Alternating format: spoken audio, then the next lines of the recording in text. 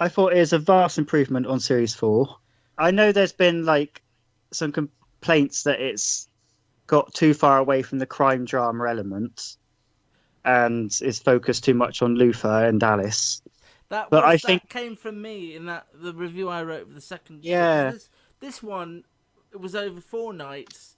It was consecutively shown, and I thought the crime side to it was the most interesting that I'd seen on a program in a while. Mm. And it felt like it was getting pushed to the background rather than... Which is another... It was classic Luther sort of sadistic killer, wasn't it? Sort of... Yeah, but I thought it was really well done, and I thought Hermione Norris was good, and she was just pushed to the I thought you were letting Michael... Yes, I am. He's just not speaking. He's not speaking because I am. I understand why people would say the crime drama wasn't enough, but for me, if this really is the last series, and the return of Alice, which has been a continual thread throughout, I think that had to reach the bigger part of the story towards the end. I struggle with cut-out gangsters, though, and the character played by Patrick Malahide is a bit panto-gangster, isn't he? Tiny bit. And it relied a lot on people remembering what happened in that 4th series, which I completely hadn't.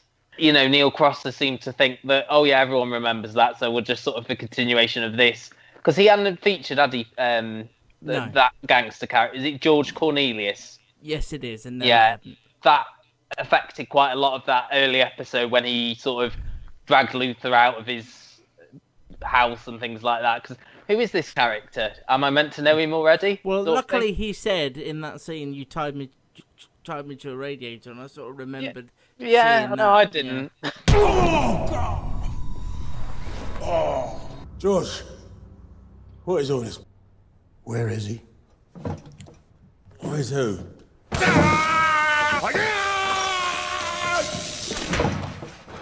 Where is he? Who, George, who? I don't know who you're talking about! Alistair. Alistair, yeah, it's the older one that washes the money for you, yeah, what about it? Allegedly. Okie dokie. Massey, please. So what we're going to do is, I'm going to ask that question a maximum of 5 more times. Where's my boy? Come on, John, hurry up. Where is he? I have no clue. Now, that's twice. All right, I don't know! Last chance, come on, wake up, John.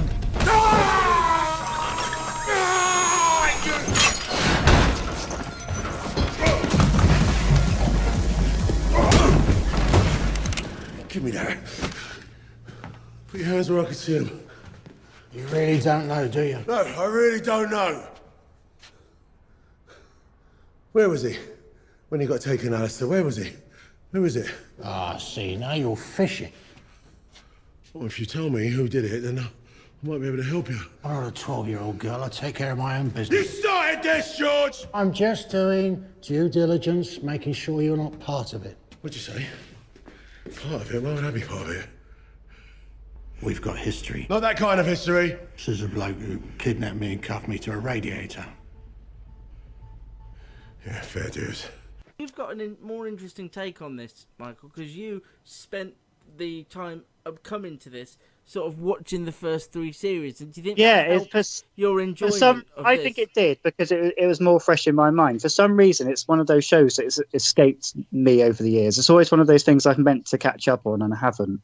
And because I've watched them all recently, it's all fresh in my mind. So because Series 5 felt like a greatest hits in a way, even characters even characters that didn't reappear, that some old characters were referenced. He even referenced his first boss back in Series 1, didn't he? Yeah, and Ian Reed as well. It's always had a strand in each episode where Luther is conflicted or doing something that will conflict his career. That's always been the case. Because it's involving Alice and potentially the end of Luther and Alice as a storyline, it was a bit more heightened, a bit more at the centre, but I think it needed to be. What I would say in that last episode, the storyline with Vivian and Jeremy did kind of fade away, because we assume that Vivian just went to prison for a less amount of time, but Jeremy, last we saw of him, he was punched by Luther on the floor, but And was tied he to that alive? radiator again. Yeah, tied to the radiator, but what happened to him? We don't really know what happened to him. I think it's something that Line of Duty falls into the pit of as well, where they try to go for excitement over plot, and sometimes that doesn't. It mostly works, but sometimes it doesn't. It goes for shocks, the shock yeah, factor. Shocks rather than plot. And I think what somebody like Matt won't remember, and most people who've only watched it chronologically won't remember. So spoilers here: when Alice is dangling off the scaffold, that's basically how Series 1, Episode 1 starts, with Luther holding on to somebody and then letting them fall. And I remembered that. That was a nice little callback to Episode 1. Symmetry, as people would say. Yeah, I don't use words like that. I'm happier with la-di-da. I feel like it went a bit Sherlock at times, meaning the characters were more important than the crime. What did you think? It took a while to get going. The final episode I just found a bit of a chore to get through once they just started killing everyone. When poor old woman Misaku just got finished off by Alice. There's a lot of things like how did Alice know that they were there? You know, if you start picking it apart, it doesn't. Luther's always been a bit like that, really. I think it really misses Warren Brown. I think he was the sort of... He was a grounder, wasn't he? He was a grounding influence on that. And Alice was sort of used sparingly. Her being a main element of 3 of the 4 episodes here spoilt it a little bit for me, because it is a character that doesn't work as a main... You know, she is just sort of balmy. She is the heightened character, but you need that grounding influence, which I don't think they found either with Rose Leslie in the last series or here with Wunmi Musaku. And I really like her as an actress. We saw what she could do in something like The End of the Effing World, for example. She played a much sort of stronger copper. Yeah. And even Kiri, I mean, it's two other things where she's played police officers recently. I felt a bit sorry for her, because I really liked the character, and she was always sidelined, and always her dialogue always started with "Boss, where are you?" because he was never there, and she was sort of on the phone all the time. And I thought we never got to see much of them as a pair, as a pairing. Whereas with Ripley and Warren Brown, he had that conflict as well. You know, they were almost like brothers or father. You know, they had that sort of familiar bond as it went on. And I think that really worked. He was sort of the one who grounded it, as you say. I think these have just got more and more heightened. I can't say that I didn't enjoy it. I think it's an enjoyable experience. It's exciting, isn't it? And I mean, what did we think of the main crime? It was a really intriguing crime, which is why I was sort of annoyed when it got put to the back, because I thought Hermione Norris was really chilling. I'd never seen her do that sort of thing before. And the guy, he talked about his brain tumour, but never really went in depth with it. Was that making him, mad, or was he already this way? We didn't really get... And again, that 4th episode where he just kept killing people, the body count got so high that after a while those deaths stopped having an impact. So when Alice was finished off, presumably at the last episode, in the last scene, that it didn't really have as much of an impact as it would have done had there only been, the secondary deaths and maybe... spoiler alert, Benny's death as well. I think the last episode had to be so extreme in terms of the deaths, even the last series, because obviously we lost Benny the episode before. Yeah. It had to be so extreme because this is the moment that Luther ran out of luck. Yeah. I get what you're saying there. He's got away with it for so long, and this was the moment. And I think, from what I remember, Alice's references to it when just before she shoots Halliday, this is the moment. You can't make up excuses anymore. The police are coming. Benny's died, and Schenk knew about that. Schenk knew the connection that Luther had to that. It was the moment that Luther ran out of lives. Really. I suppose as well as that, though, just the amount of deaths from the serial killer as well in that final episode. I think that the combination of both.